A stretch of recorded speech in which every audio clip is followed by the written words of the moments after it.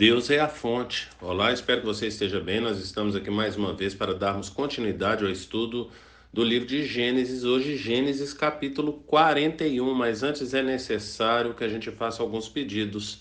E o primeiro é para que você não apenas curta, mas compartilhe esse estudo com outras pessoas, para que outras pessoas venham ser abençoadas. Outro pedido é para que você nos siga nas redes sociais. Portanto, nas redes sociais ali da igreja, você terá acesso aos dias, horários e temas dos estudos que nós disponibilizamos ali. Portanto, venha participar, porque certamente você será abençoado. E outro pedido é para que você leia todo o capítulo que nós temos estudado. Portanto, hoje, capítulo 41. Leia todo o capítulo para entender essa parte que a gente tem aí retirado. Perceba que o capítulo de hoje é um capítulo longo, tem 57 versículos. Então, leia todo ele para entender a história.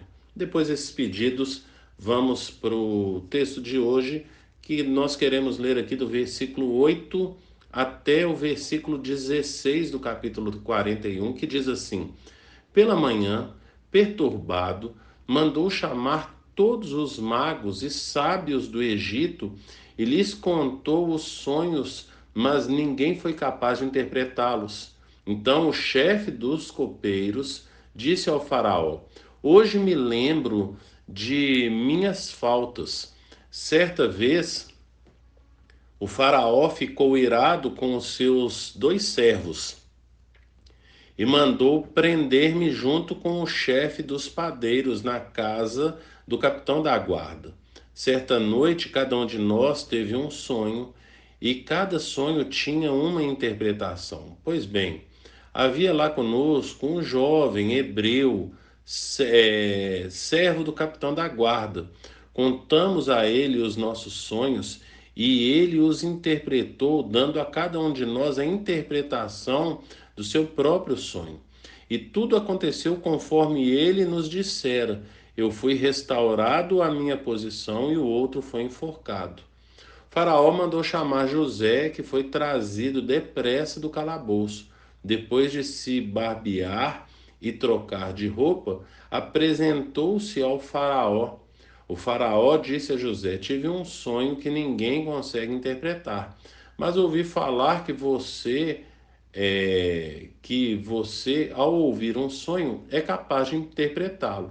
Respondeu-lhe José: Isso não depende de mim, mas Deus dará ao Faraó uma resposta favorável.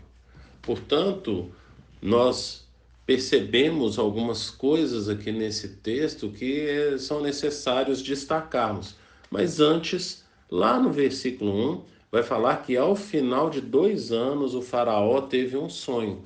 Portanto, o copeiro já tinha sido liberado, havia então ali cerca de 2 anos. E aí agora, passados 2 anos, depois de tudo que aconteceu, vem Faraó e tem um sonho.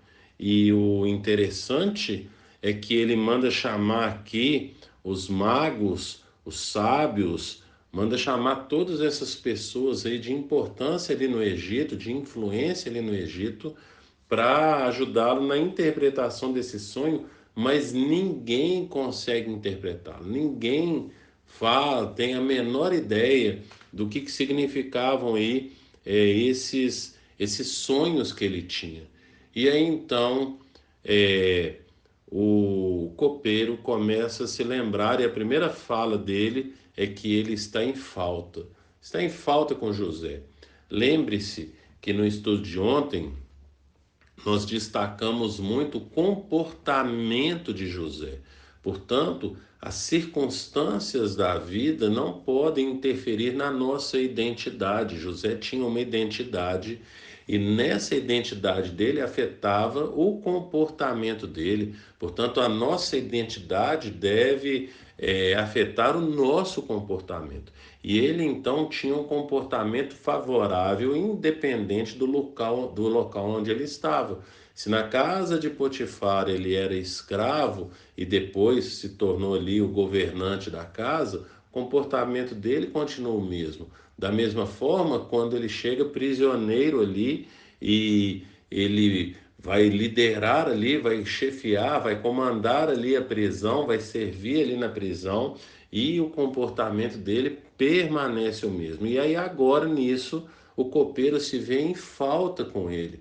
Por quê? Porque ele amanheceu triste, ele, enquanto estava ali na prisão, ele amanheceu triste com o sonho que teve, o semblante dele estava caído, e José se preocupa com ele e serve ele ali, e então traz essa falta, vem nesse momento esse peso sobre ele a respeito da forma como José o tratou e como que ele foi, entre aspas, displicente ali com José. Depois, o texto vai continuar falando para a gente a respeito da postura agora de José diante do faraó. Portanto, quando o faraó é chamado para ir estar ali quando José é chamado para estar ali com o faraó, a gente percebe que não pode, ninguém chega na presença do faraó de qualquer jeito. Mas quando o faraó manda chamar, versículo 14, vai falar aí então que mandaram barbear ali José, trocar as suas roupas, para depois ele se apresentar ao faraó. E isso nos diz muito a respeito de como nós devemos nos portar diante das pessoas, mas principalmente diante de Deus. Aliás, a desculpa afinal quem é Faraó diante do Senhor. Portanto, nós precisamos ficar atento a esse tipo de comportamento. Não podemos nos achegar diante de Deus de qualquer forma. Perceba que as vestes de José foram trocadas para ele estar diante do faraó. Da mesma forma, nós devemos ter as nossas vestes limpas quando nós nos apresentamos diante do Senhor, com vestes limpas. Ninguém se achega diante do Senhor de qualquer forma. Portanto, perceba como que tem sido o seu comportamento. Lembre-se, nós falamos a respeito de que a identidade de José não afeta o comportamento dele. Da mesma forma, a nossa identidade em Deus não pode alterar o nosso comportamento. Temos comportamento de filho. Nós não podemos comparecer na presença do Senhor de qualquer forma. Temos que comparecer com vestes limpas. E perceba outra postura de José aqui, que é importante ser ressaltado. Quando o faraó conversa com José e fala que ficou sabendo que ele é capaz de interpretar os sonhos, ele não rouba a glória de Deus para ele, mas ele vai falar lá no versículo 16, ele vai responder então ao faraó. Isso não depende de mim, interpretação de sonho, né? Isso não depende de mim. Mas Deus dará ao faraó uma resposta favorável. Portanto, a confiança de José está no Senhor. Ele não pega a honra e a glória para ele, usurpando disso o Senhor, usurpando essa glória do Senhor. Portanto, ele vai dar todo o crédito a Deus e não a ele.